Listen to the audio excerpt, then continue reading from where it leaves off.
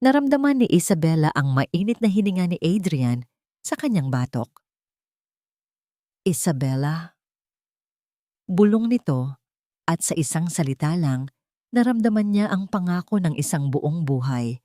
Ikaw ang lahat sa akin. Nasa isang mamahaling restaurant sila sa pinakatuktok ng isang gusali kung saan tanaw ang kumikinang na mga ilaw ng buong Maynila.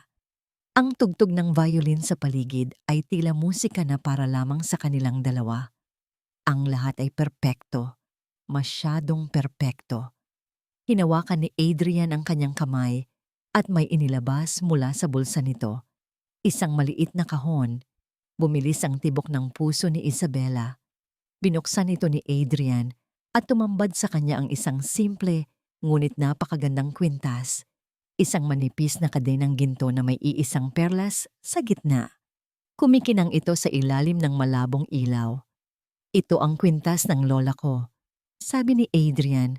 Ang kanyang mga mata ay nangungusap ng pag-ibig na hindi kayang isatinig. Bilin niya sa akin na ibigay ko lang daw ito sa babaeng gusto kong makasama habang buhay. Naramdaman ni Isabella ang unti-unting pag-init ng kanyang mga mata. Luha ng kaligayahan. Ito na yon, ang pangarap na matagal na niyang inaasam. Tumayo si Adrian at lumapit sa likuran niya para isuot ang kwintas. Habang inaayos nito ang lock, naramdaman ni Isabella ang malamig na ginto sa kanyang balat. Isang malamig na pangako ng mainit na pagmamahalan. Ngumiti siya. Adrian, hindi ko alam kung ano ang sasabihin ko. Huwag ka nang magsalita, bulong nito. At hahalikan na sana siya ng isang malamig at matalas na boses ang pumunit sa kanilang sandali. Isang murang perlas para sa isang murang babae. Bagay na bagay. Naramdaman ni Isabella ang panlalamig ng kanyang buong katawan na parang binuhusan siya ng isang baldeng yelo. Ang musika ay tila huminto. Ang mga ilaw ng syudad ay tila lumabo. Dahan-dahan siyang lumingon. Nakatayo roon si Doña Esmeralda Valdez, ang ina ni Adrian. Nakasuot ito ng isang eleganteng itim na bestida. Ang kanyang buhok ay perpektong nakaayos at ang kanyang mga mata ay kasing talim ng patalim habang nakatitig sa kanya. Sa likod nito ay dalawang lalaking nakasuit, kapwa mukhang mga bodyguard. Ma, narinig ni Isabella ang panginginig sa boses ni Adrian. Anong ginagawa niyo rito? Hindi pinansin ni Doña Esmeralda ang sariling anak. Ang mga mata nito ay nanatiling nakapako kay Isabella. Sinusuri siya mula ulo hanggang paa na, para bang isa siyang basura na naligaw sa mamahaling lugar na ito. Lumapit ito sa kanilang mesa. Bawat hakbang ay mabigat at may awtoridad. Akala mo ba, sa pagbibigay sa iyo ng isang pirasong alahas, ay magiging isa ka na sa amin? Tanong nito. Ang boses ay puno ng pangungutya. Ang putik, kahit kailan, ay mananatiling putik. Napayuko si Isabella. Ang bawat salita ay parang sampal. Ma, tama na. Pakiusap ni Adrian, hinawakan ang braso ng ina. Isang malakas na kalabog ang umalingaw-ngaw sa kanilang paligid. Inihagis ni Doña Esmeralda ang isang brown envelope sa ibabaw ng kanilang mesa. Nagkalat ang laman nito, mga litrato. Nanginginig na tiningnan ni Isabella ang mga larawan. Litrato ng maliit at masikip nilang bahay sa Tondo. Litrato ng kanyang ina na naglalabada. Litrato niya na nagtitinda ng sampagita nung bata pa siya. Ang kanyang buhay, ang kanyang kahirapan, ipinangalandakan sa harap niya na parang isang krim. Tingnan mo yan, Adrian, utos ni Doña Esmeralda. Tingnan mong mabuti kung saan nanggaling ang babaeng ipinagpapalit mo sa pangalan at karangalan ng pamilya natin. Hindi ganyan si Isabella. Mahinang pagtatanggol ni Adrian. Hindi siya makapagsalita. Naramdaman ni Isabella ang kwintas sa kanyang leeg. Kanina lang, simbolo ito ng pag-asa. Ngayon, parang kadena na sumasakal sa kanya. Tumingin siya kay Adrian. Ang kanyang mga mata ay nagmamakaawa. Gawin mo ang ipinangako mo. Ipaglaban mo ako. Ngunit ang nakita lang niya sa mga mata ni Adrian ay takot. Takot sa sarili nitong ina. Ngumisi si Doña Esmeralda na parang nabasa nito ang lahat ng nasa isip niya. Pag-ibig? Huwag mo akong patawanin, bata. Alam nating pareho na pera lang ang habol mo sa anak ko. Hindi po totoo yan. Sa wakas ay nasabi niya, ang boses ay baasag at mahina. Kung hindi totoo, magkano ka? Diretsong tanong ng matanda. Magkano ang kailangan mo para layuan mo ang anak ko at hindi na magpakita pa kailanman? Doon na tuluyang gumuho ang mundo ni Isabela. Hindi na niya napigilan ang mga luhang nag-uunahan sa pagpatak mula sa kanyang mga mata. Tumayo siya, nanginginig ang mga tuhod. Kailangan niyang umalis. Kailangan niyang takasan ang kahihiyang ito. Ngunit bago pa man siya makahakbang, nagsalita muli si Doña Esmeralda. Ang mga salita nito ay ang huling pako sa kanyang kabaong. Itigil mo na ang kahibangang ito, Adrian. Sabi nito sa isang pinal na tono, hindi na nakatingin kay Isabela na para bang hindi na siya umiiral. Sa ayaw mo't sa gusto, pakakasalan mo si Bianca Roque. Walang nagsalita sa loob ng kotse habang pauwi sila. Nakaupo si Adrian sa tabi ng kanyang ina, ngunit pakiramdam niya ay milya-milya ang layo nila sa isa't isa. Ang bango ng mamahaling pabango ni Doña Esmeralda ay tila nakakasakal. Bawat paghinga niya ay mabigat, puno ng mga salitang hindi niya kayang bigkasin. Nakatitig lang siya sa labas ng bintana, pinapanood ang mga ilaw ng syudad na mabilis na dumadaan. Ang mga ilaw na dati simbolo ng kanyang mga pangarap kasama si Isabela, ngayon ay parang mga matang mapanghusga. Pagdating nila sa mansyon, dire-diretsyong pumasok si Doña Esmeralda sa kanyang opisina. Sumunod si Adrian. Alam niyang hindi pa tapos ang gabi. Isinara niya ang pinto. Ma, hindi niyo kailangang gawin yon, sabi ni Adrian. Ang boses niya ay mahina, ngunit may bahid ng galit. Pinahiya niyo siya. Humarap sa kanya si Doña Esmeralda, kalmado pa rin. Kumuha ito ng isang baso at nagsali ng wine. Pinahiya? Adrian, inililigtas kita. Inililigtas ko ang pangalan ng pamilya natin mula sa isang babaeng walang ibang hangad, kundi ang pera natin. Hindi niyo siya kilala. Mahal ko si Isabela. Sigaw ni Adrian. Sa wakas ay nailabas ang galit na kanina pa niya kinikimkim. Hindi natinag ang kanyang ina. Pag-ibig? Tumawa ito ng mahina, isang tawang walang kagalakan. Ang pag-ibig ay hindi nakakabili ng respeto. Ang pag-ibig ay hindi nagpapatakbo ng isang korporasyon. Ang pamilya Roque ang kailangan natin. Ang kumpanya nila. Ito ang magpapatatag sa Valdez Corporation para sa mga susunod na henerasyon, para sa magiging anak mo. Paano kung ayaw ko? Paano kung si Isabela ang gusto kong maging ina ng mga anak ko? Ibinaba ni Doña Esmeralda ang kanyang baso. Ang mga mata nito ay nanlilisik. Wala kang pagpipilian, Adrian. Mula pagkabata, pinalaki kita para sa tungkuling ito. Huwag mong hayaang masira ang lahat ng pinaghirapan ko dahil lang sa isang panandaliang kahibangan. Napayuko si Adrian. Naramdaman niya ang bigat ng buong mundo sa kanyang mga balikat. Ang mga salita ng kanyang ina ay parang mga pader na unti-unting lumalapit para ipitin siya. Umakyat ka na sa kwarto mo, utos nito. At bukas na bukas, tatawagan mo si Bianca. Ayusin mo to. Tumalikod si Adrian ng walang imik. Para siyang isang sundalong natalo sa giyera. Bawat hakbang paakyat sa hagdanan ay isang pag-amin ng kanyang pagkaduwag.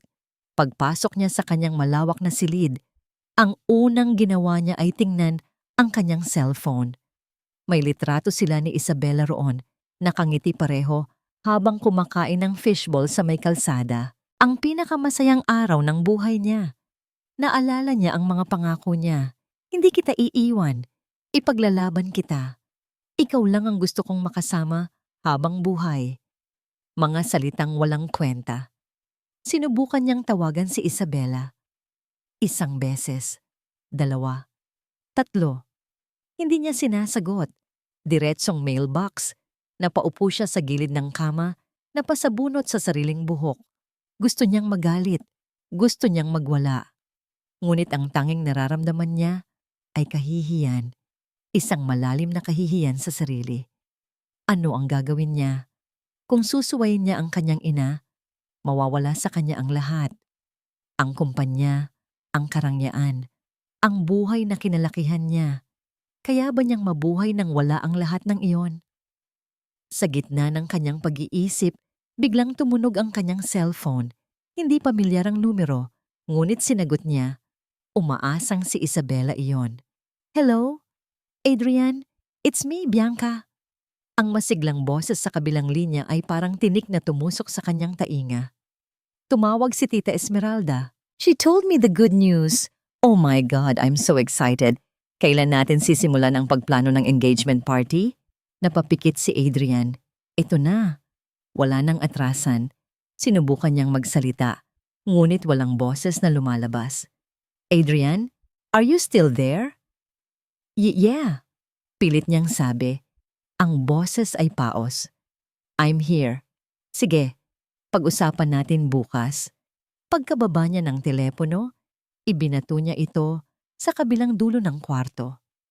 Nabasag ang screen, katulad ng puso niya, katulad ng mga pangako niya.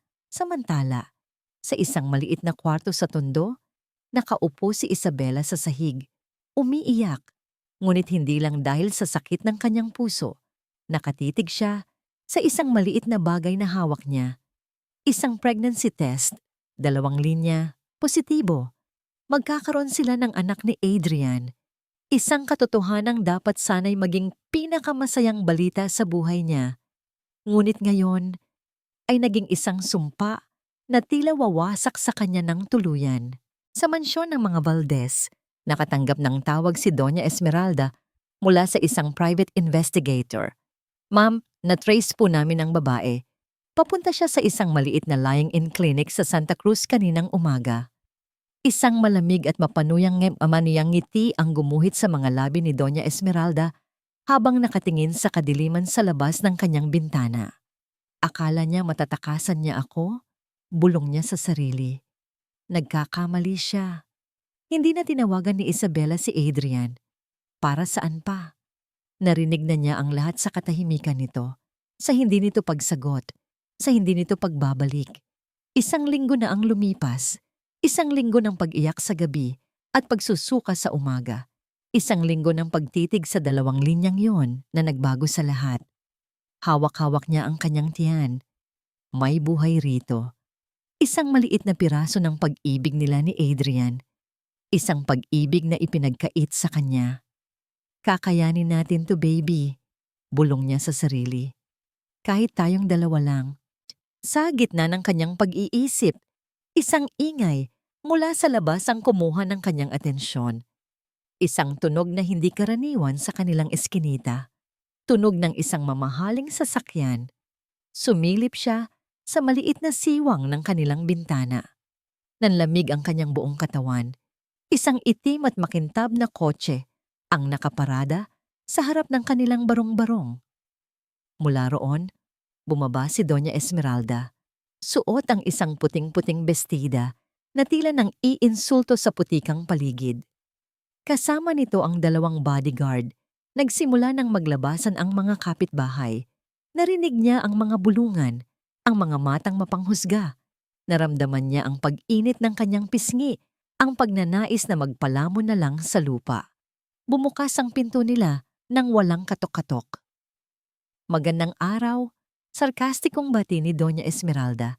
Tinitingnan ang kabuuan ng maliit nilang tirahan na may pandidiri. Mukhang ito na nga ang pugad kung saan ka nagtatago. Walang nagawa si Isabela kundi ang mapayuko. Nakarating sa akin ang balita. Pagpapatuloy ng matanda, dahan-dahang lumalapit sa kanya. Balitang may dala-dala ka raw bunga ng iyong kalandian, bunga ng isang pagkakamali. Hindi po pagkakamali ang anak ko, mahinang sagot ni Isabela. Mas hinigpitan ang hawak sa kanyang tiyan. Tumawa si Doña Esmeralda. Anak, huwag kang mag-ilusyon bata. Isa yang problema, isang pagkakamali na kailangang itama. At nandito ako para siguraduhing maitatama ito. May kinuha itong isang makapal na sobre mula sa kanyang bag at inihagis sa paanan ni Isabela. 10 milyong piso, sabi nito. Kunin mo yan. Magpakalayo-layo ka. Ipalaglag mo ang bata at wag na huwag ka nang magpapakita pa sa pamilya namin. 10 milyong piso. Ang halaga ng buhay ng kanyang anak. Doon na nawala ang lahat ng takot ni Isabela. Napalitan iyon ng galit. Ngunit higit sa lahat, ng pagmamahal ng isang ina. Tumingin siya ng diretso sa mga mata ni Doña Esmeralda. Hindi po mabibili ng pera niyo ang anak ko at hinding-hindi ko siya ipagkakait sa mundong ito. Ngumisi ang matanda. Matapang ka. Pero tingnan natin kung hanggang saan ang tapang mo. Lumingon ito sa isa sa mga bodyguard. Alam niyo na ang gagawin. Biglang nataranta si Isabela. Anong gagawin nila? Sasaktan ba siya? Sa gitna ng kanyang takot, isang boses ang sumigaw ng kanyang pangalan. Isabela! Napalingon siya. Si Adrian. Tumakbo ito palapit sa kanila. Humihingal. Ang mukha ay puno ng pag-aalala. Sa isang saglit umasa siya. Ngunit hinarang agad ito ng 2 bodyguard. Nagpumigla si Adrian, ngunit mas malalaki ang mga ito. Wala siyang nagawa. Adrian! Sigaw niya. Nagtagpo ang kanilang mga mata. Sa mga mata niya, nakita ni Adrian ang pagmamakaawa. Sa mga mata ni Adrian, nakita niya ang pagkatalo, pagsisisi, at higit sa lahat, kahinaan. Umalis ka na. Malamig na utos ni Doña Esmeralda kay Isabela. Habang may awa pa ako sa'yo, huwag mong hintaying pati ang pamilya mo ay madamay sa gulo na ito. Iyon ang huling salita na bumasag sa kanya. Ang pamilya niya. Ang ina niya. Wala na siyang pagpipilian. Sa harap ni Adrian, sa harap ng lahat ng kanilang kapitbahay, lumuhod siya sa putikang lupa. Hindi para kay Doña Esmeralda, kundi para sa anak niya.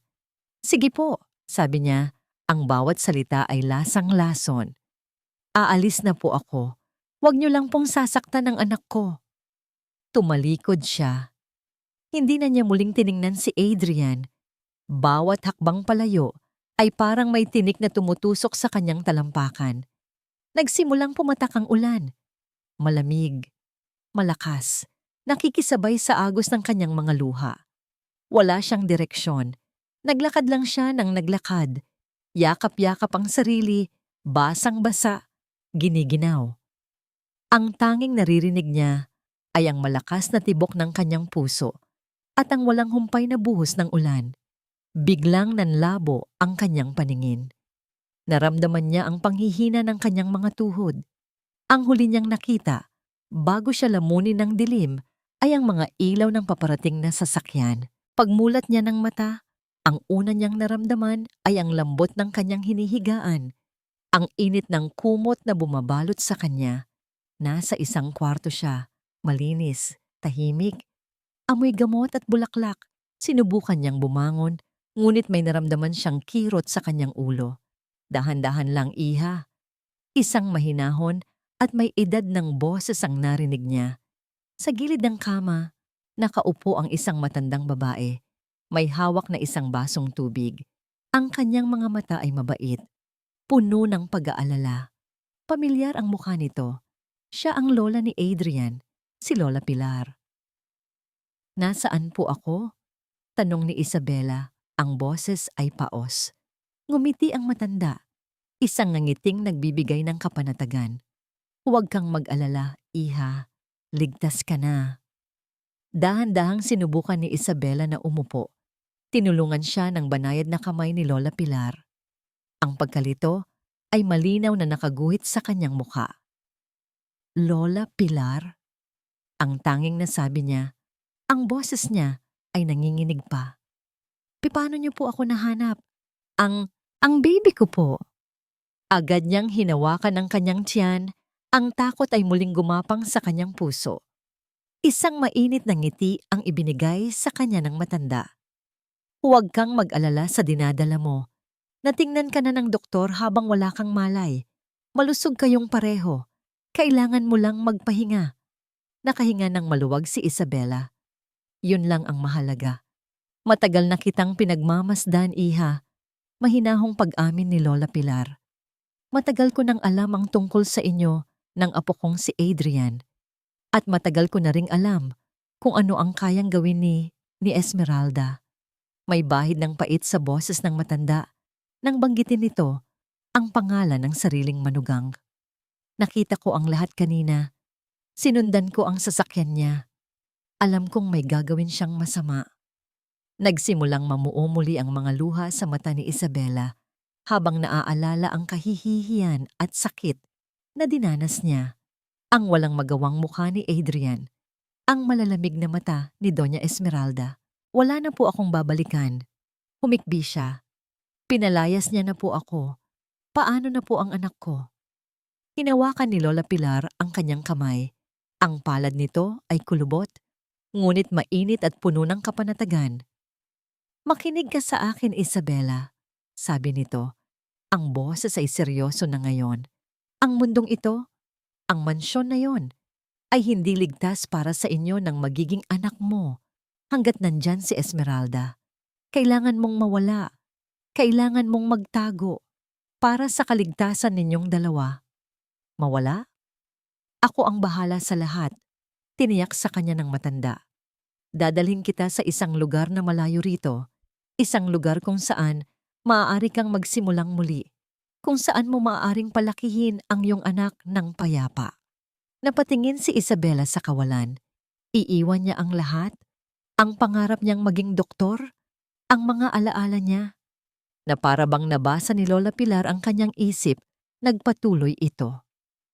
Hindi ibig sabihin na tatalikuran mo na ang mga pangarap mo. Sa katunayan, ito ang pagkakataon mo para tuparin ang mga iyon.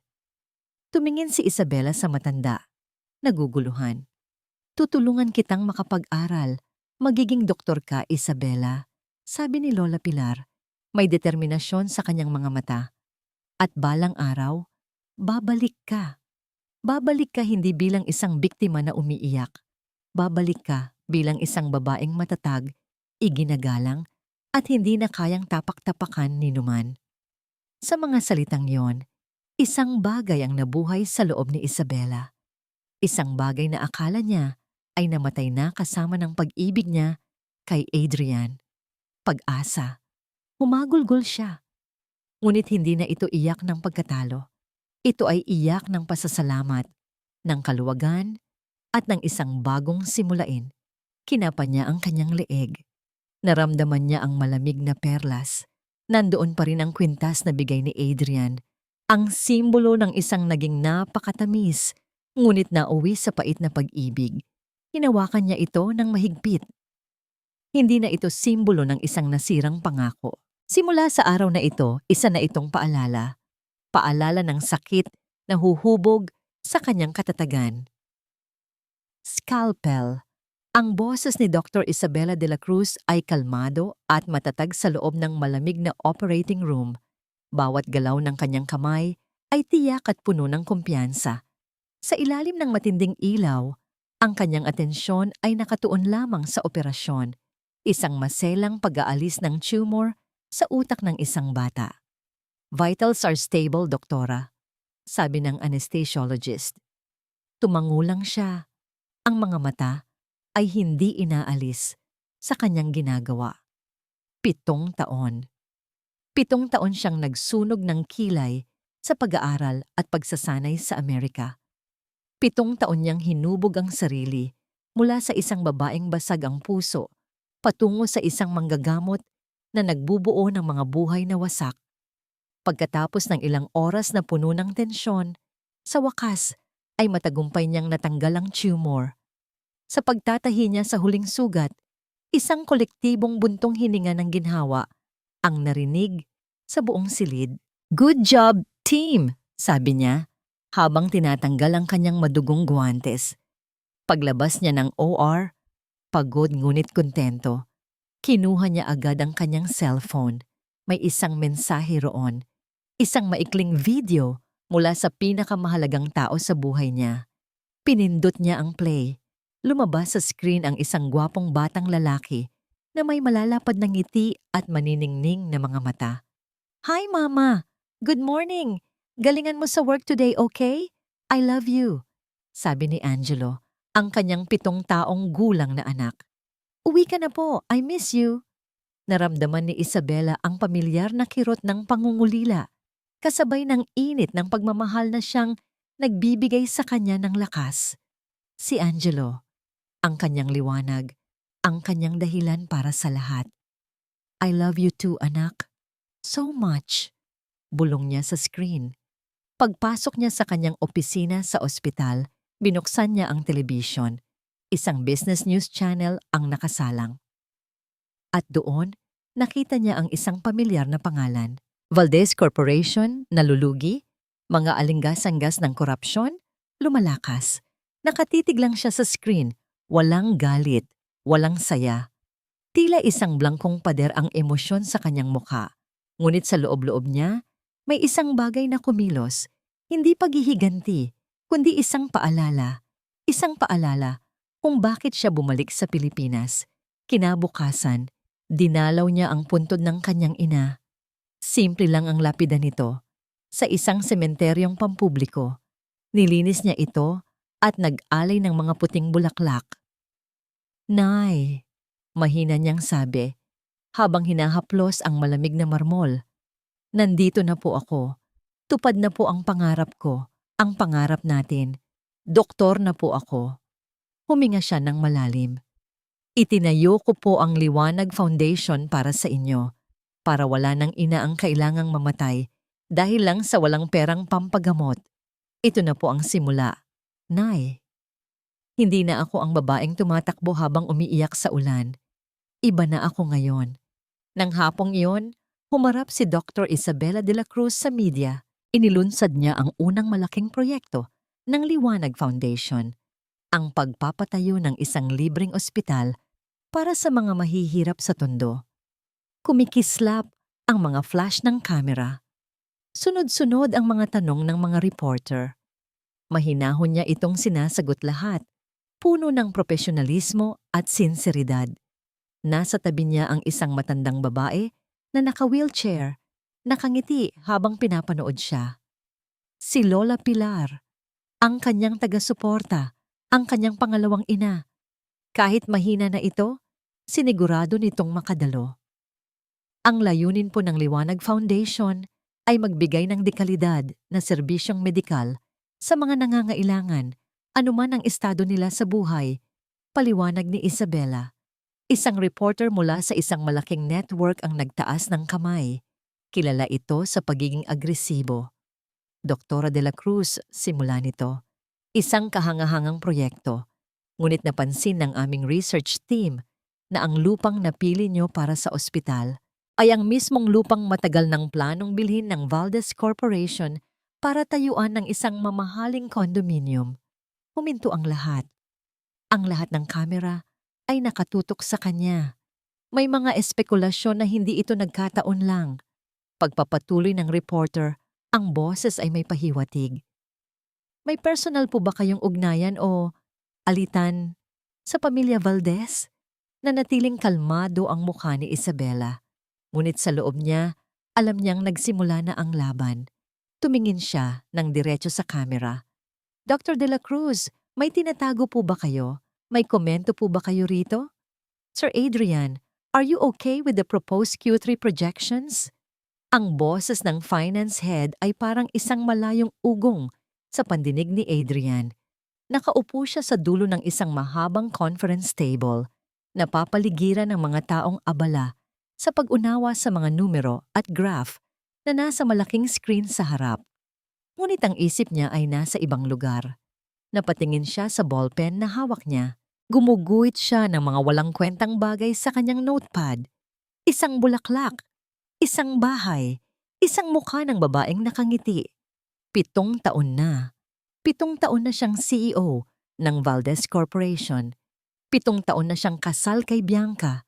7 taon na siyang nabubuhay sa isang kasinungalingan. Sir? Yes, yes. Mabilis niyang sagot, pilit na ibinabalik ang sarili sa kasalukuyan. It looks, acceptable. Let's proceed. Sa gilid ng conference room, may isang telebisyon na nakamute. Karaniwang hindi niya ito pinapansin, ngunit isang pamilyar na lugar ang nakuha ng kanyang mata, isang eskinita sa tondo, at isang pangalan sa ibaba ng screen. Liwanag Foundation. Press conference. Kasunod nito, isang muka ang lumabas. Isang mukhang hindi niya nakita sa loob ng 7 taon, ngunit gabi-gabi niyang napapanaginipan. Mas tumanda ito ng kaunti. Mas naging matalas ang mga linya ng kanyang panga.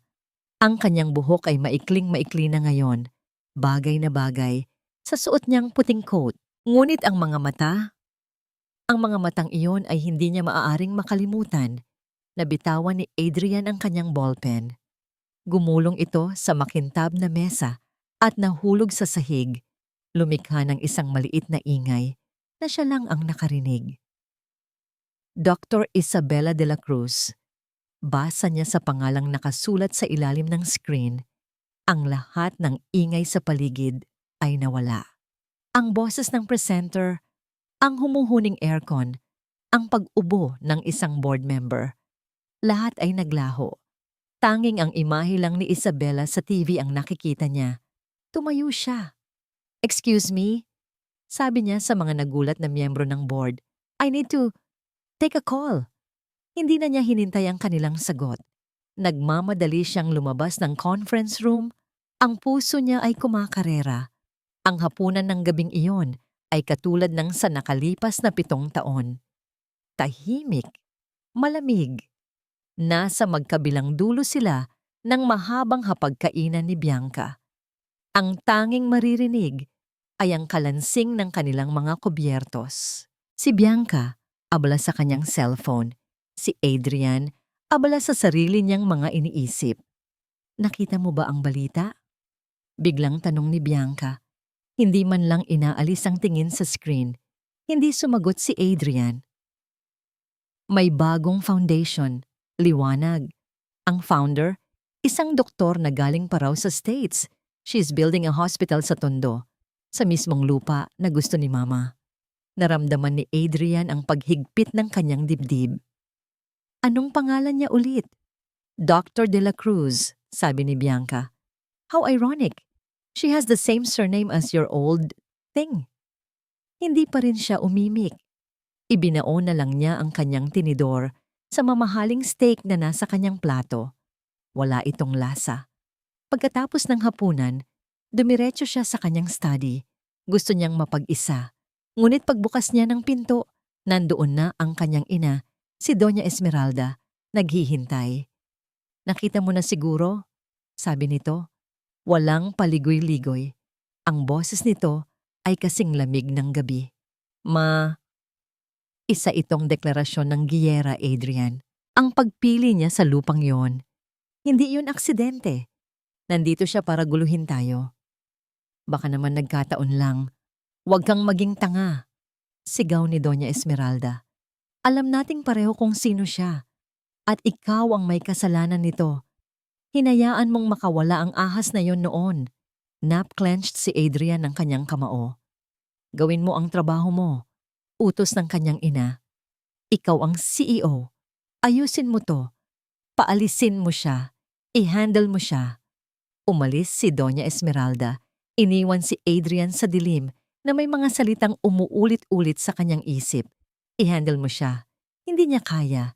Kinagabihan, hindi siya makatulog. Kinuha niya ang susi ng kanyang kotse at tahimik na lumabas ng mansyon. Nagmaneho siya ng walang direksyon hanggang sa ang kanyang mga kamay ay kusa na lang siyang dinala sa isang pamilyar na lugar. Ang Tondo General Hospital. Ang ospital kung saan nakasulat sa balita na temporaryong nagtatrabaho si Isabela. Ipinark niya ang kotse sa isang madilim na bahagi ng kalsada sa tapat ng ospital at naghintay siya. Ilang oras ang lumipas. Nang mag-uumaga na, nakita niya ito. Lumabas si Isabela mula sa emergency room entrance, Mukhang pagod ngunit matatag pa rin. Kausap nito ang isang security guard at pagkatapos ay tumawa ito sa isang bagay na sinabi ng guard. Isang tawa na 7 taon niyang hindi narinig. Isang tawa na musika sa kanyang pandinig. Napanood niya itong maglakad papunta sa isang simpleng kotse, sumakay, at umalis. Naiwan si Adrian sa loob ng kanyang mamahaling sasakyan, mag-isa. Naramdaman niya ang pag-init ng kanyang mga mata. Isang butil ng luha ang pumatak sa kanyang kamay na nasa manibela. Tama na. Tama na ang pagtatago. Tama na ang pagiging duwag. Pinaandar niya ang makina at sinundan ng direksyon kung saan lumiko si Isabela. Hindi. Nagbago ang isip niya. Binalik niya ang kotse papunta sa ospital. Pumasok siya sa lobby. Amoy antiseptic. Tahimik. Nilapitan niya ang nurse station. "Excuse me," sabi niya. "Pwede ko bang malaman kung saan ang opisina ni Dr. De La Cruz?" Nang makarating siya sa pasilyo, nakita niya ito. Nakatalikod, kausap ang isang pasyente. Huminto siya. Huminga ng malalim. Isabela. Ang boses niya ay basag. Mahina. Halos isang bulong. Ngunit narinig niya ito. Dahan-dahan itong lumingon. Nagtama ang kanilang mga mata sa unang pagkakataon sa loob ng 7 mahahabang taon. Ang gulat sa mukha nito ay hindi maitatago. "Isabela," ulit niya, ang tanging salitang kaya niyang bigkasin. Nakatayo lang sila roon, sa gitna ng isang tahimik na pasilyo ng ospital, habang ang mundo sa kanilang paligid ay tila huminto. Ang mga segundong lumipas ay parang mga oras. Ang gulat sa mukha ni Isabela ay mabilis na napalitan ng isang malamig at propesyonal na maskara. Tila nagtayo siya ng isang pader sa pagitan nilang dalawa sa isang iglap lang. "Mr. Valdez," bati niya. Ang boses ay formal at walang anumang emosyon. "May maitutulong ba ako sa'yo?" "Mr. Valdez," hindi Adrian, para siyang sinampal. "Isabela, mag-usap tayo, please." "Wala tayong dapat pag-usapan," sagot nito, at nagsimulang maglakad palayo. Sinundan siya ni Adrian. Hinawakan niya ito ng marahan sa braso. "Kahit 5 minuto lang. Pakiusap." Huminto si Isabela ngunit hindi lumingon. Naramdaman ni Adrian ang paninigas ng kanyang mga kalamnan. Kung ito ay tungkol sa lupa sa Tondo, makipag-ugnayan ka na lang sa abogado ng foundation. Hindi ito tungkol doon, pilit ni Adrian. Tungkol ito sa atin. Sa wakas, humarap ito sa kanya. Ang mga mata nito ay kalmado, ngunit sa ilalim ng kalmadong yon, nakita ni Adrian ang isang malalim na sugat. Isang sugat na siya mismo ang may gawa. "Walang tayo, Adrian," sabi nito. Ang bawat salita ay tumatagos sa kanyang puso. "Matagal nang natapos yon, 7 taon na. Ang nandito ngayon sa harap mo ay si Dr. De La Cruz at ang tanging pakay ko sa pagbabalik ay ang trabaho ko." "Hindi ako naniniwala," sabi niya. Nanginginig ang boses. "Alam kong nandyan ka pa rin sa loob." Isang mapait na ngiti ang gumuhit sa labi ni Isabela. "Ang babaeng minahal mo noon? Ang babaeng umiiyak habang pinalalaya sa gitna ng ulan? Pinatay mo na siya, Adrian. Matagal na." Tumalikod ito at naglakad palayo. Sa pagkakataong ito, hindi na siya sinundan ni Adrian. Naiwan siyang nakatayo roon, parang isang estatwa, habang dinudurog ng mga salita nito ang bawat piraso ng pag-asang dala niya. Umuwi si Adrian sa mansyon na parang isang kaluluwang ligaw. Ang bahay na dati simbolo ng kanyang kapangyarihan ay parang isang kulungan ngayon. Pagpasok niya, nakita niya ang kanyang lola Pilar sa sala, nag-iisa, nakaupo sa kanyang paboritong silya at tila naghihintay. "Nakausap mo siya," sabi ng matanda. Hindi ito tanong, kundi isang pahayag. Napaupo si Adrian sa sofa sa tapat nito. Ang mukha ay nakasubsob sa kanyang mga palad. Galit na galit siya sa akin ni Lola at karapatan niya yon. "Ano ang inaasahan mo? Isang malugod na pagbati?" "Hindi ko na alam, La," sabi niya. Ang boses ay puno ng pagod. Ang alam ko lang, kailangan kong itama ang mga pagkakamali ko. Pero paano? Paano kung huli na ang lahat? Tinitigan siya ni Lola Pilar ng matagal. May lungkot at awa sa mga mata nito. Adrian, may mga bagay na hindi mo alam. Mga bagay na itinago ko para sa kapakanan ng lahat.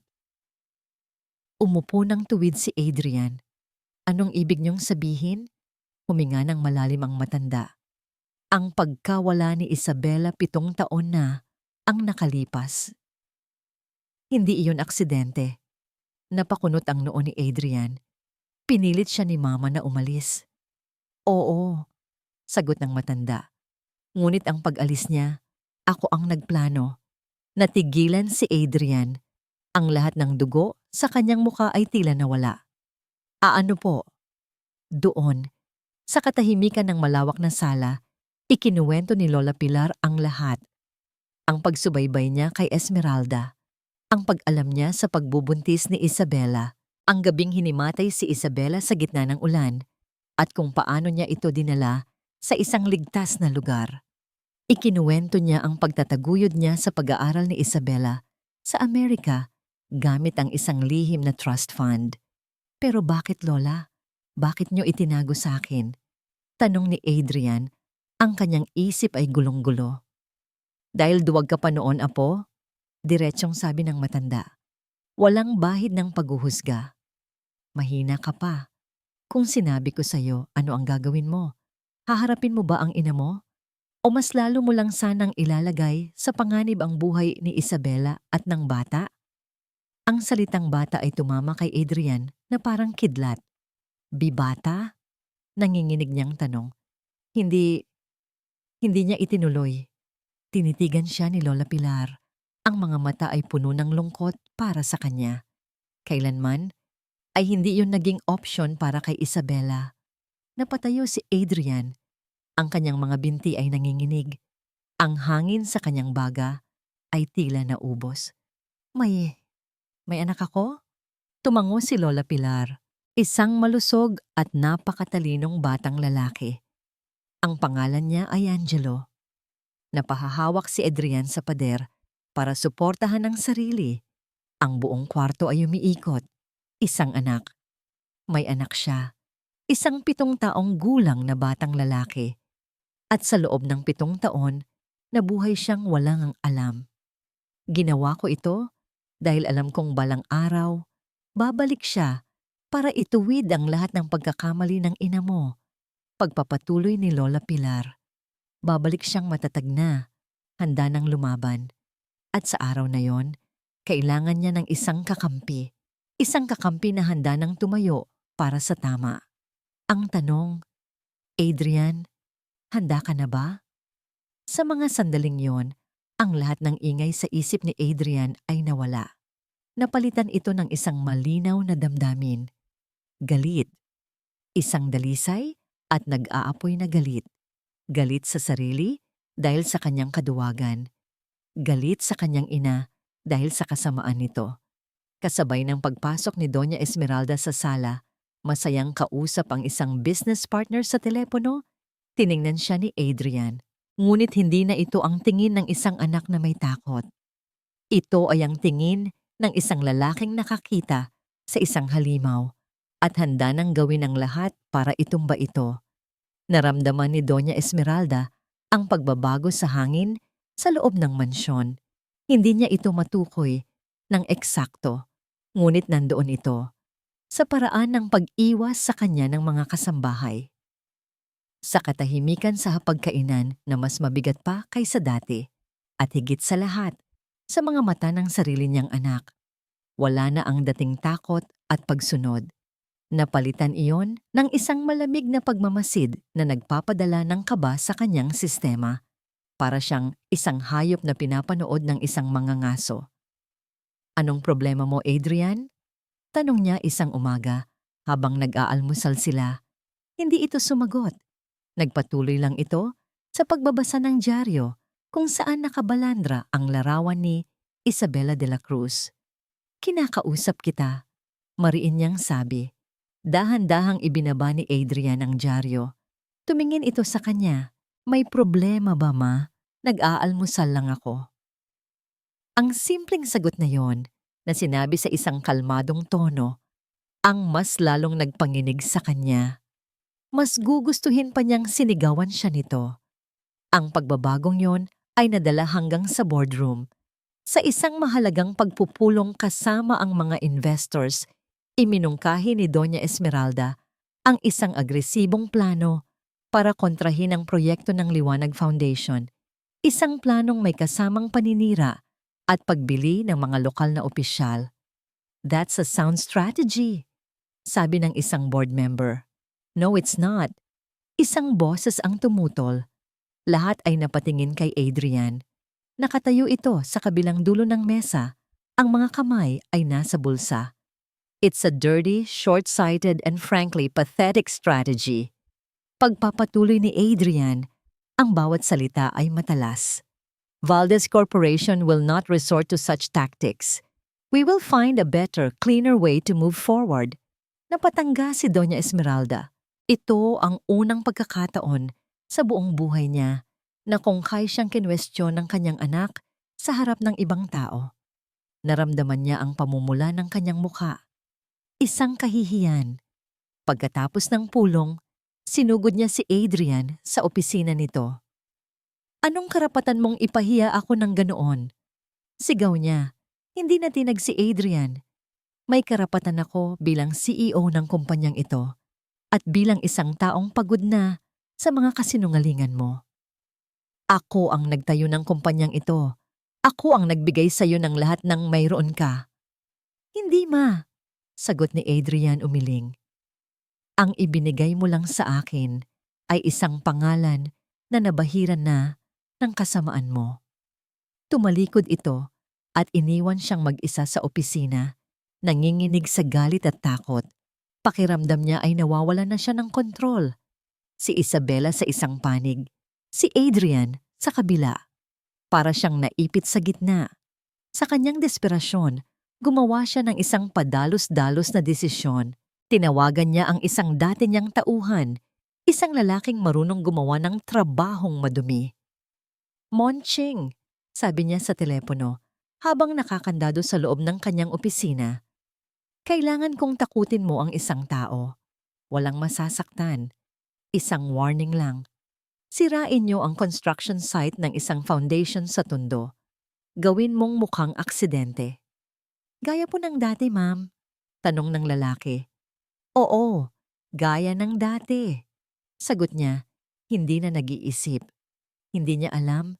Sa labas lamang ng pinto ng kanyang opisina, nakatayo si Bianca.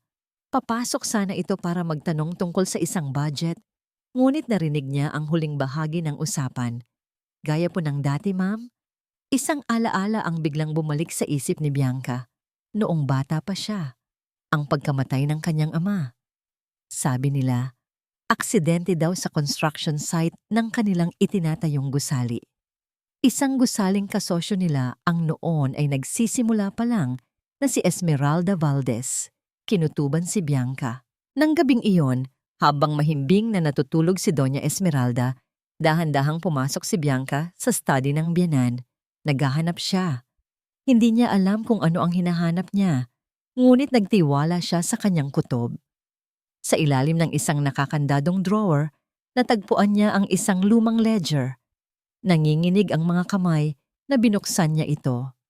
Nandoon ang mga pangalan, mga petsa, mga halaga ng perang ipinambayad, at nandoon ang pangalan ng kanyang ama.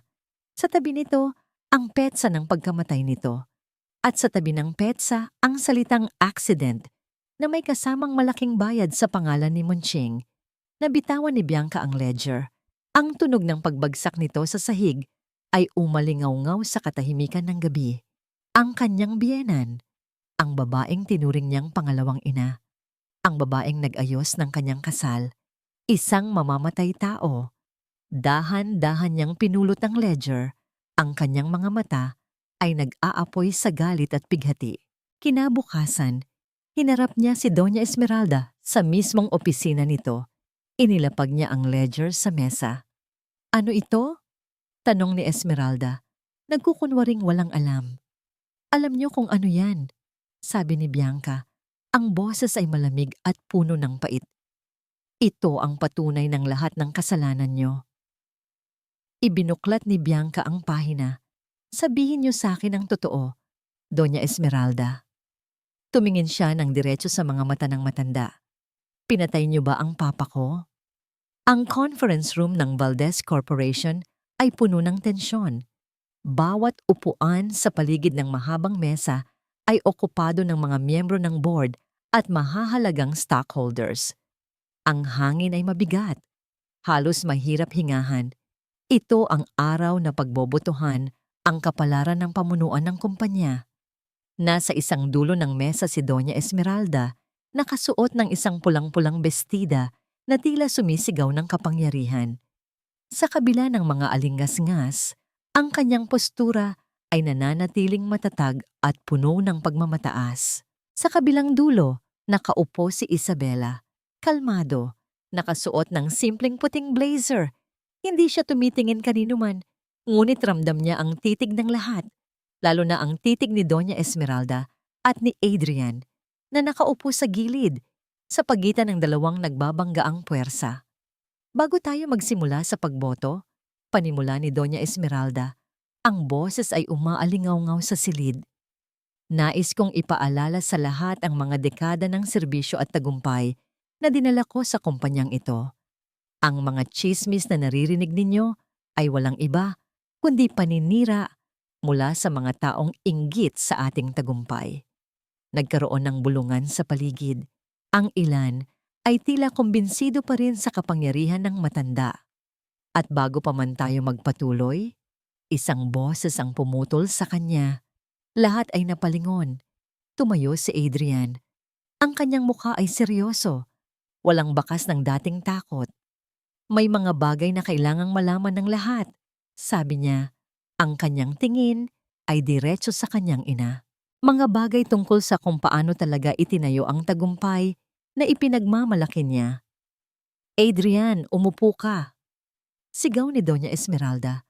Ang kalmado niyang maskara ay nagsisimulang mag-crack. Hindi siya pinansin ni Adrian. Sa loob ng maraming taon, naging bulag ako. Pinili kong maging bulag sa kasakiman at kalupitan na nagaganap sa ilalim ng pamumuno ng sarili kong ina. Huminga siya ng malalim. Ngayon, dito sa harap ninyong lahat, formal kong tinatalikuran ang aking posisyon bilang CEO at ang lahat ng aking mana mula sa pamilya Valdes dahil hindi ko kayang maging bahagi pa ng isang imperyong itinayo sa mga kasinungalingan at dugo. Isang malakas na gasp ang narinig sa buong silid. Biglang bumukas ang pinto ng conference room. Pumasok si Bianca. Ang kanyang mga mata ay namumugto ngunit puno ng determinasyon. May dala siyang isang lumang ledger. Hindi lang kasinungalingan, sabi ni Bianca. Ang boses ay nanginginig sa galit, kundi pagnanakaw at pagpatay. Napatayo si Doña Esmeralda. Walang katotohanan yan. Isang desperadang babae na gustong sirain ang pamilya ko. Pamilya mo. Mapait na tumawa si Bianca. Ang pamilya ko ang sinira mo. Sa tulong ng projector, isa-isang ipinakita ni Bianca ang mga pahina ng ledger, ang mga pangalan, ang mga bayarin, at ang transaksyon na nagpapatunay sa paglilipat ng lahat ng assets ng kumpanya ng kanyang ama sa pangalan ni Esmeralda Valdez, 1 linggo lamang matapos ang aksidenteng pagkamatay nito. Ang bulungan ay naging isang malakas na kaguluhan. Mga kasinungalingan, gawa-gawa lang ang lahat ng yan. Desperadong sigaw ni Doña Esmeralda, ang kanyang mukha ay namumutla na. Tumingin siya sa mga board members na dati niyang kakampi, ngunit ngayon ay nakatingin sa kanya nang may pagdududa at pandidiri. Nawala na ang lahat, ang respeto, ang kapangyarihan, ang lahat ng pinaghirapan niyang itayo ay gumuho sa isang iglap lang. Sa gitna ng kaguluhan, nanatiling tahimik si Isabela. Pinapanood niya ang pagbagsak ng babaeng sumira sa buhay niya. Walang-walang ngiti sa kanyang labi. Sa halip, isang anino ng lungkot ang dumaan sa kanyang mga mata. Lungkot para sa isang babaeng nilamon ng sarili nitong kasakiman. Oras na para bumoto, sabi ng chairman. Sinusubukang ibalik ang kaayusan. Ang mosyon, alisin si Doña Esmeralda Valdez bilang chairwoman ng board. Nagsimula ang botohan. Isa-isa, itinaas ng mga miyembro ang kanilang kamay pabor sa mosyon. Ang mukha ni Esmeralda ay unti-unting nabalot ng pagkatalo, ngunit hindi pa tapos. Ang boto ay naging tabla. Ang lahat ay nakadepende na lang sa huling boto. Ang boto ng may-ari ng 10% ng shares na binili nito sa mga nakalipas na buwan. Lahat ng mga mata ay napunta kay Isabela. Tumingin siya kay Doña Esmeralda. Ang matapang na babae ay nakatingin sa kanya ngayon. Ang mga mata ay puno ng pagmamakaawa sa unang pagkakataon. Naalala ni Isabela ang lahat. Ang kahihiyan, ang sakit, ang pag-iyak sa gitna ng ulan. Pagkatapos, tumingin siya kay Adrian. Nakita niya ang pagsisisi at pagtanggap sa mga mata nito. Hindi ito humihingi ng pabor. Hinahayaan siya nitong gumawa ng sarili niyang desisyon. Sa huli, ipinikit niya ang kanyang mga mata at naisip ang kanyang anak, si Angelo, at ang lahat ng mga pasyenteng umaasa sa kanya. Ang boto ko, nagsimula siya, ang kanyang boses ay malinaw at matatag, ay hindi para sa paghihiganti. Tumingin siya sa buong board. Ang boto ko ay para sa isang bagong simula, para sa katarungan, hindi lang para sa pamilya Roque, kundi para sa lahat ng mga empleyadong inabuso at tinanggalan ng karapatan sa ilalim ng kanyang pamumuno. Itinaas niya ang kanyang kamay. I vote in favor of the motion. Isang malakas na buntong hininga ang kumalat sa silid. Tapos na. Bumagsak si Doña Esmeralda sa kanyang upuan, talunan at wasak. Kasabay noon, bumukas muli ang pinto ng conference room, ngunit sa pagkakataong ito, mga pulis na nakauniporme ang pumasok. Doña Esmeralda Valdez, sabi ng isang opisyal, inaaresto ka namin para sa investigasyon kaugnay ng pagkamatay ni Mr. Alberto Roque at sa mga alegasyon ng corporate fraud. Walang selebrasyon. Pagkatapos ng pag-aresto kay Doña Esmeralda at pagtatapos ng pulong, isang mabigat na katahimikan ang bumalot sa lahat. Isa-isang umalis ang mga tao. Iniwan ang pamilya Valdez sa gitna ng mga guho ng kanilang imperyo. Ang unang ginawa ni Adrian kinabukasan ay ang pagbisita sa kanyang ina sa kulungan. Ang babaeng dati laging napapalibutan ng karangyaan ay nakaupo ngayon sa likod ng isang makapal na salamin.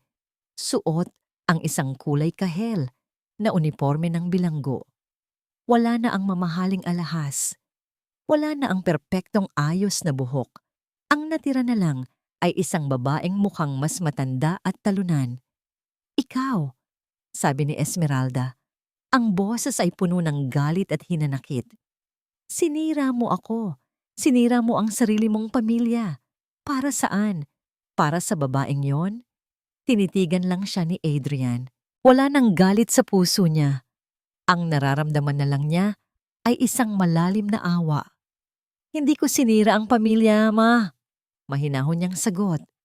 Matagal na itong sira. Tinapos ko lang ang mga kasinungalingan. Lumayas ka! Sigaw nito. Dinuduro ang salamin. Wala akong anak na traidor. Tumayo si Adrian at tumalikod. Iyon na marahil ang huli nilang pag-uusap. Pag-uwi niya sa mansyon, naabutan niya si Bianca na nag-iimpake ng mga gamit. Aalis ka na? Tanong niya. Tumango si Bianca. Wala nang dahilan para manatili pa ako rito. Ibabalik ko ang kumpanya sa pangalan ng pamilya ko. Sisimulan kong muli. Tumingin ito sa kanya. Paano ka? Aalis na rin ako, sagot ni Adrian. Nag-abot si Bianca ng isang folder. Divorce papers. Pinirmahan ko na. Kinuha ito ni Adrian. Salamat, Bianca, at Sorry. Sorry sa lahat. Isang maliit at malungkot na ngiti ang binigay ni Bianca. Maging masaya ka, Adrian. Iyon na lang siguro ang kabayaran sa lahat ng sakit na dinanas nating lahat. Umalis si Bianca ng walang lingon likod. Naiwan si Adrian sa gitna ng malawak at tahimik na mansyon. Ang bawat muebles, bawat litrato sa dingding ay tila isang paalala ng isang buhay na hindi naman talaga naging kanya. Kumuha lang siya ng isang maliit na backpack. Naglagay ng ilang damit at ang natitira niyang pera. Iniwan niya ang lahat, ang mga mamahaling kotse, relo, at damit. Bago siya tuluyang umalis, may isang lugar siyang pinuntahan. Ang paboritong parke nila ni Isabela sa tabi ng ilog kung saan sila unang naghalikan. Nagulat siya nang makita niya itong nakaupo sa isang bench, nakatingin sa tubig, na para bang alam nitong darating siya. Umupo siya sa tabi nito, may isang metrong pagitan. Walang nagsalita sa loob ng ilang minuto. Salamat. Sa wakas ay basag ni Adrian sa katahimikan. Para saan? Tanong ni Isabela. Hindi tumitingin sa kanya. Sa pagbibigay ng katarungan sa lahat. Hindi ko ginawa yon para sa'yo, Adrian. Alam ko. Mabilis niyang sagot. At naiintindihan ko. Wala akong karapatang humingi ng kahit ano sa'yo. Huminga siya ng malalim. Nandito lang ako para magpaalam at para humingi ng tawad. Hindi para patawarin mo ako, kundi para lang masabi ko, Isabela, patawarin mo ako sa pagiging duwag ko. Patawarin mo ako sa lahat ng sakit na idinulot ko. Iyon ang pinakamalaking pagkakamali ng buhay ko at habang buhay ko yung pagsisisihan. Sa wakas, lumingon si Isabela sa kanya. Sa unang pagkakataon, wala na ang pader sa pagitan nila. Ang nakita niya ay ang babaeng minahal niya, ang mga matang puno ng komplikadong emosyon. Tapos na yon, Adrian, mahina niyang sabi. Lahat tayo kailangan ng magpatuloy. May isa pa sana akong hihilingin, sabi ni Adrian, nanginginig ang boses. Kung papayag ka, gusto ko lang siyang makita, kahit sa malayo lang. Isang anino ng sakit ang dumaan sa mukha ni Isabela. Ngunit pagkatapos ng ilang sandali, tumango ito. Kinabukasan, sa isang palaruan, natupad ang hiling ni Adrian. Mula sa malayo, pinanood niya si Isabela at ang isang batang lalaki na masayang naghahabulan. Ang bata ay may mga mata at ngiti ni Isabela. Ngunit ang hubog ng kanyang mukha, ang kanyang buhok. Iyon ay galing sa kanya, si Angelo, ang anak niya. Naramdaman niya ang sunod-sunod na pagpatak ng kanyang mga luha. Ang 7 taon na nawala, ang mga unang salita, unang hakbang, unang kaarawan na pinalampas niya. Biglang lumingon ang bata sa direksyon niya. Nagtama ang kanilang mga mata. Tinawag ni Isabela ang bata. May ibinulong ito. Dahan-dahang lumakad si Angelo palapit sa kanya. Medyo nahihiya. Hello po, sabi ng bata. Lumuhod si Adrian para magpantay sila. Hindi niya alam ang sasabihin. Hello, Angelo. Ikaw daw po si Adrian, sabi ng bata. Sabi ni Mama, kaibigan ka daw po niya. Oo, anak. Oo, kaibigan niya ako. Nauutal niyang sabi. Hindi na niya napigilan. Niyakap niya ang bata ng mahigpit. Naramdaman niya ang liit ng katawan nito, ang init. Sa unang pagkakataon, naramdaman niya kung ano ang ibig sabihin ng maging isang ama. Pagkatapos ng ilang sandali, bumitaw si Adrian. Ngumiti siya sa bata. Isang ngiting may halong saya at lungkot. Alagaan mo ang mama mo, ha? Tumango si Angelo at tumakbo pabalik kay Isabela. Tumayo si Adrian, tumalikod, at nagsimulang maglakad palayo. Dala-dala ang isang backpack at isang pusong puno ng pagsisisi, ngunit may bagong usbong na pag-asa. Mama, babalik po ba siya? Narinig niyang tanong ni Angelo. Huminto si Adrian, ngunit hindi lumingon. Hinintay niya ang sagot. Narinig niya ang malambing na boses ni Isabela. Hindi ko alam, anak. Ang mahalaga, malaya na tayong lahat. Nagpatuloy si Adrian sa paglakad, papalayo sa kanyang nakaraan, patungo sa isang kinabukasang hindi niya alam. Ngunit sa unang pagkakataon, sa buhay niya, pakiramdam niya ay tunay siyang malaya. 1 taon ang lumipas. Ang sikat ng araw ay mainit at maliwanag sa bagong pintura ng Liwanag Community Hospital and Birthing Center sa puso ng Tondo. Ang dating bakanting lote ay isa na ngayong simbolo ng pag-asa. May mga batang naglalaro sa hardin, mga nanay na nagpapatingin sa kanilang mga sanggol, at mga matatandang nakapila para sa kanilang libreng gamot. Sa gitna ng lahat ng ito, naroon si Dr. Isabela de la Cruz, hindi sa loob ng opisina, kundi sa pasilyo, personal na kinakamusta ang bawat pasyente. Wala na ang puting blazer. Ang suot niya ay isang simpleng scrub suit at ang kanyang mukha ay pinalamutian ng isang ngangiting hindi napapagod. "Kumusta na po ang manas niyo, Nanay Lita?" tanong niya sa isang matandang babae. "Naku, doktora, mas maginhawa na po," sagot ng matanda. "Salamat sa Diyos at sa inyo." Ginitian niya ito at nagpatuloy sa paglalakad.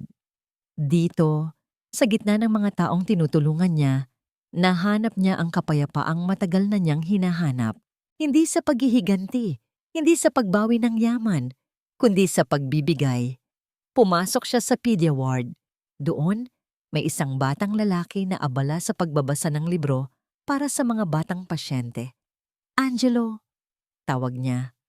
Lumingon ang anak niya, isang malaking ngiti ang sumilay sa kanyang mukha. "Mama," niyakap niya ito ng mahigpit. "Tapos na ba ang homework mo?" "Opo." "Pwede po ba akong magstay dito at tulungan si Nurse Jenny?" "Sige, basta huwag kang magulo," sabi ni Isabela at ginulo ang buhok nito. Si Angelo ay lumalaki na isang batang mabait at matulungin, ang pangarap ng bawat ina. Mamayang hapon, may maliit na programa sa labas ng ospital. Ang unang anibersaryo ng Liwanag Foundation. Si Isabela ang magbibigay ng pangwakas na pananalita. Habang papalapit siya sa entablado, nakaramdam siya ng kaba. Ngunit ito ay isang masayang kaba.